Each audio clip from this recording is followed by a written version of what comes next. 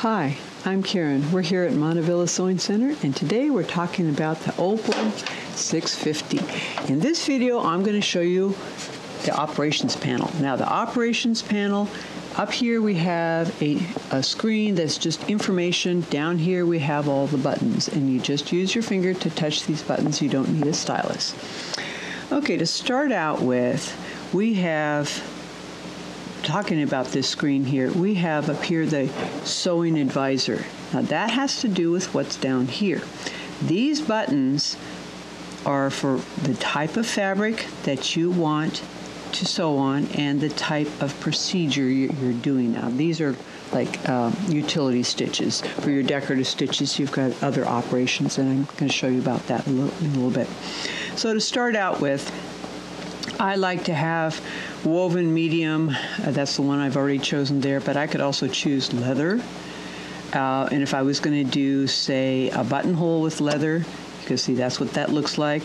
If I'm going to do woven medium and a buttonhole, you can see the buttonhole looks a lot different. So it's going to tell you up here, based on your stitch advisor, when you choose your fabric and you choose your procedure, it will tell you what foot to use, what needle to use, the recommended thread tension, the recommended presser foot pressure, and then it's going to automatically put you into that stitch that you need to be. So you don't need to choose the stitch, it's already chosen it for you when you push the button on the bottom row.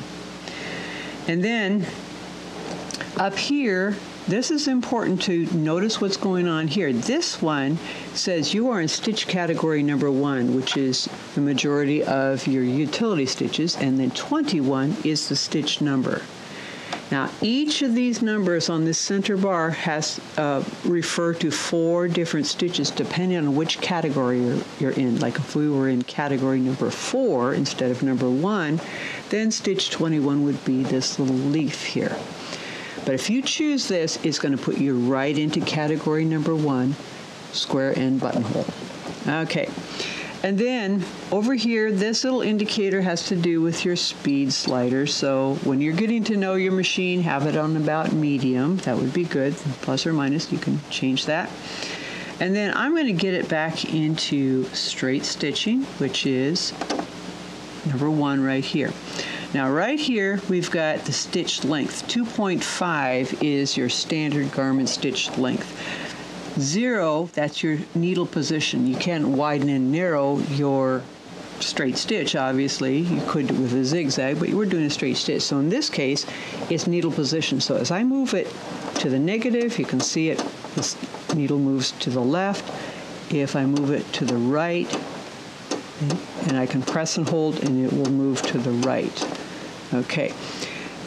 To get it back to default, I just press that button again, or I could press 1, which is the stitch number that we're on, and it puts it back into regular stitch. Now notice it has a slight delay.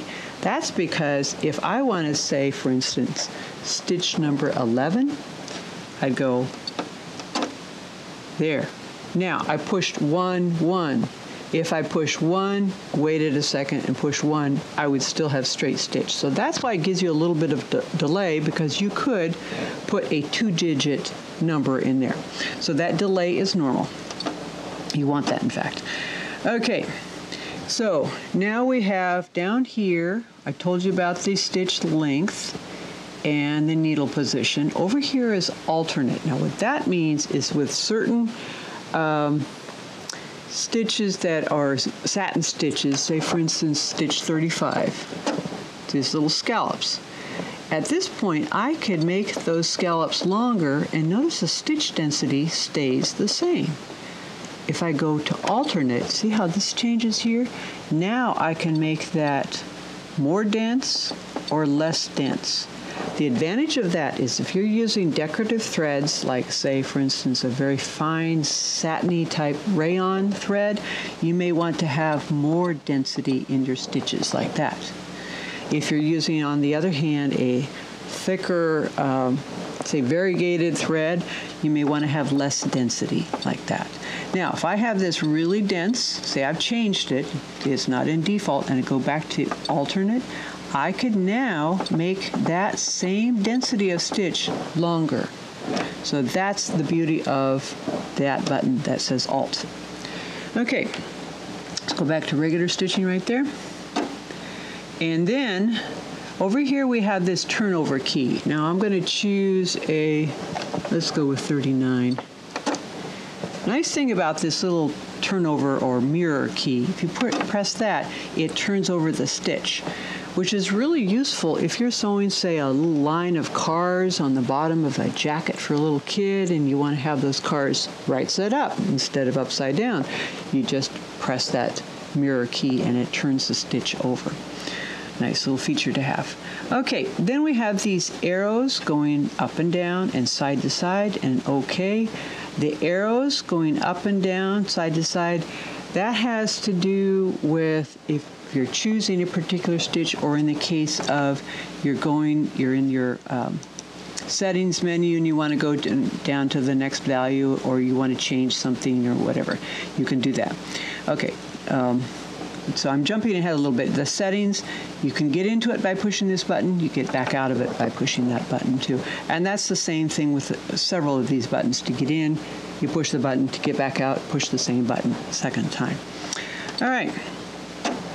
Now, we've talked about these here. Now this I kind of showed you already. This is how you choose your stitches.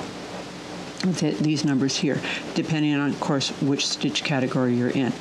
Now, to choose your stitch category, these 4 different things here, you just press that button.